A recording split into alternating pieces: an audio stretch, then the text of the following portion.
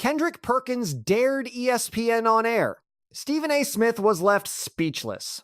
The real story was completely hidden. A debate sparked an executive panic. In the middle of it all, Perkins and the network's top voice. Their on-air clash caused a firestorm. Did Perkins cross the untouchable man? Rumors of a network shakeup surfaced. The conflict was far from professional. It became intensely personal. Perkins seemed to invite his own firing. His 6-second challenge on television. It exploded online in February 2026.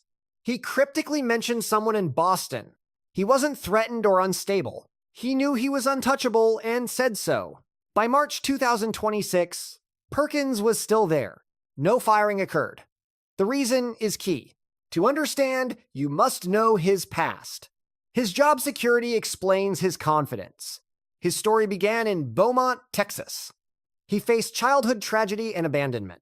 Raised on a farm, he mastered basketball. He was a high school statistical monster. A top-ranked prospect, he led his team. He was drafted, then traded to Boston. There, he became a feared enforcer. He was a rebounder, not a scorer. His physicality defined his team's identity. He was a champion in 2008. A finals injury cost his team a title. In 2011, Boston traded him. He signed big with OKC, reaching the finals. He made more finals visits before retiring. His 14-season career was over. He immediately joined ESPN on a trial basis. His initial role was small. Chemistry with Smith quickly changed that. His blunt, unfiltered energy was a rarity. Smith lobbied for Perkins to get a contract. Smith secured him a multi-year deal. Perkins has always credited Smith for it. This history complicates the conflict narrative. When the Warriors played the Nets, Smith and Perkins engaged in playful banter. Both men understood the limits. It is just part of their act. Their dynamic is a familiar, loud routine. Smith deflected Perkins' point. He pivoted to his friend Draymond Green. Their feud is a lucrative, staged show. Perkins received a contract extension.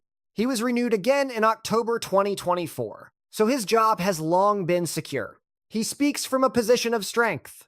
The man is not on thin ice, but a real controversy came from elsewhere. Someone waited to silence Smith live. So what really happened on the show?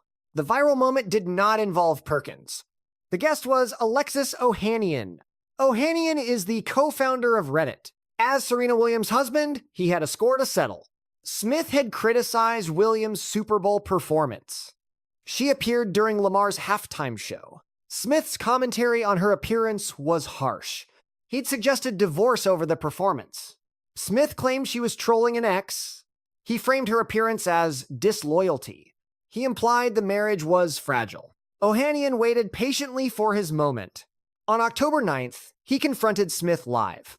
Ohanian brought up the past comments. He asked Smith about his marriage advice. Smith tried to dismiss it as headlines. Ohanian calmly refused to let it go. He questioned Smith's marital history.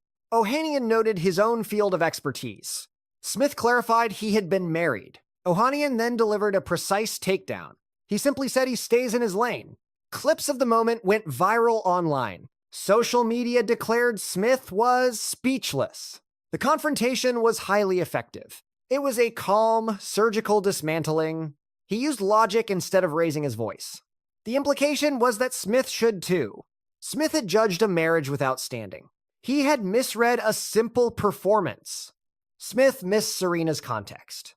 She's from Compton. It wasn't about Drake. He framed a cultural moment as drama. Ohanian left after his statement. It was quiet, live accountability. The algorithm fused two stories. The machine created one narrative. This narrative was baseless. Perkins' real trouble is a separate issue. The firing story is untrue. The real controversies are documented. Smith is ESPN's top earner. He's paid over $25 million.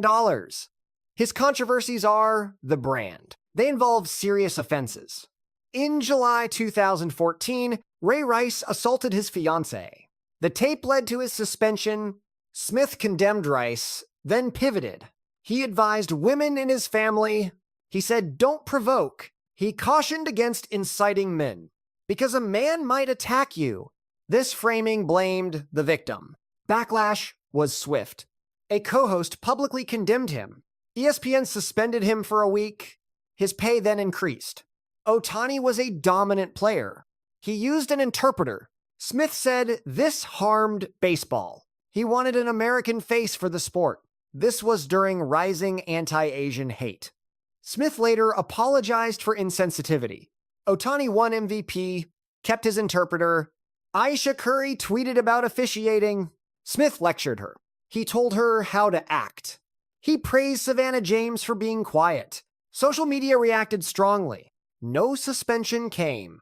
Smith attacked LeBron's NBA push for Bronny. He questioned his fatherhood. He mischaracterized LeBron's social media break. He publicly stated Bronny is in the NBA solely due to his father. Bronny James is not yet ready for the league.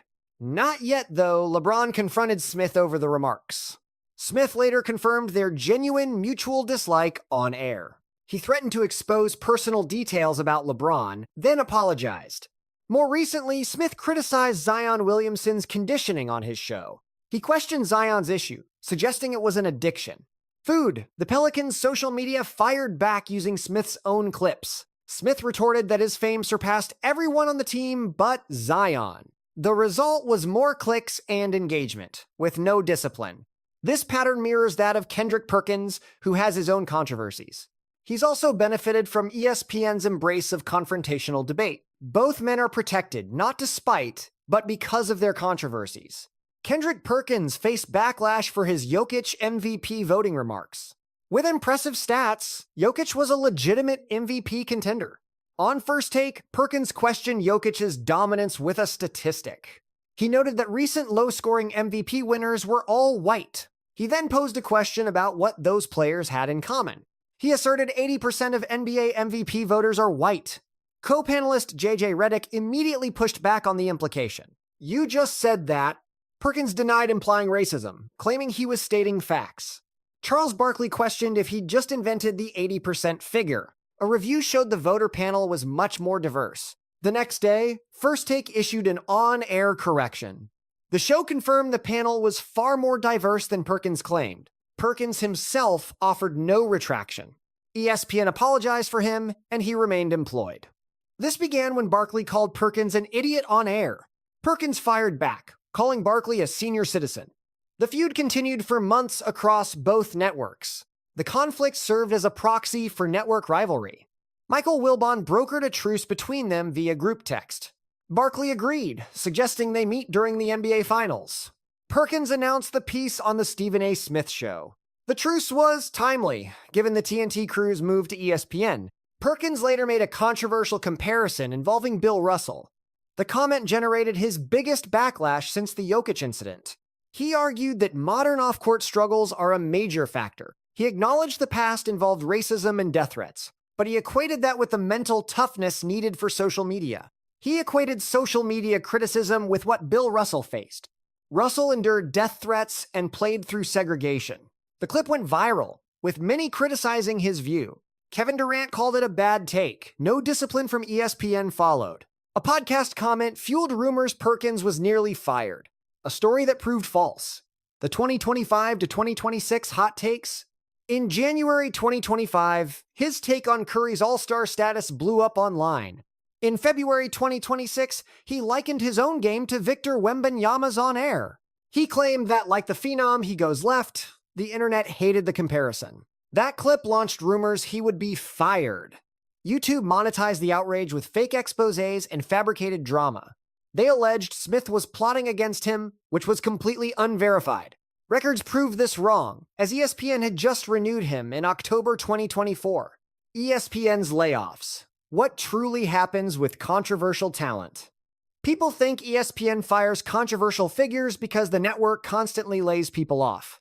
But who is cut tells a different story than the thumbnails imply. The first big workforce cut was in 2015, hitting 350 behind-the-scenes jobs. Disney mandated savings, so cuts were operational, not on-air talent.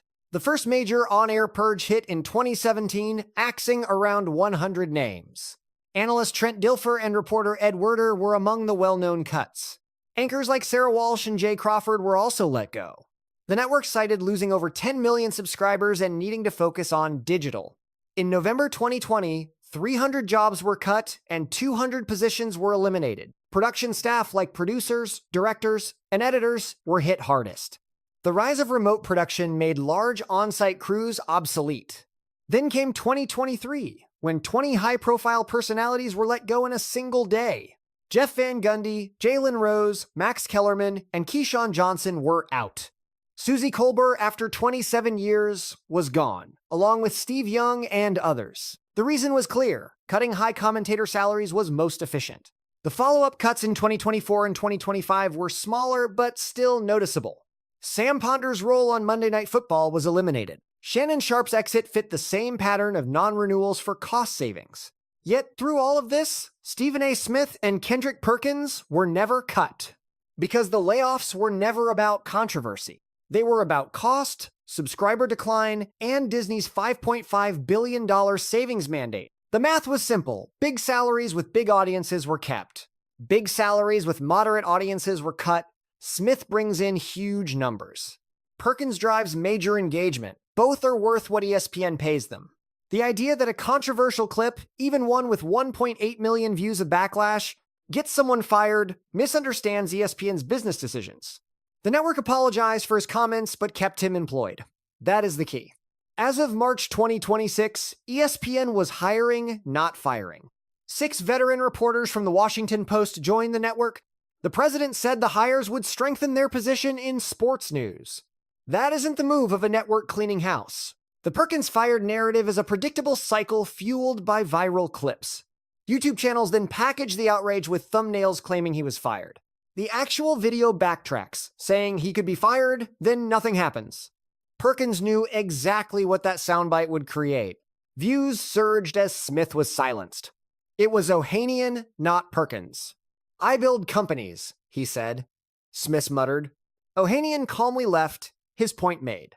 That's the story. Both remain at ESPN. The outrage machine churns on, it works.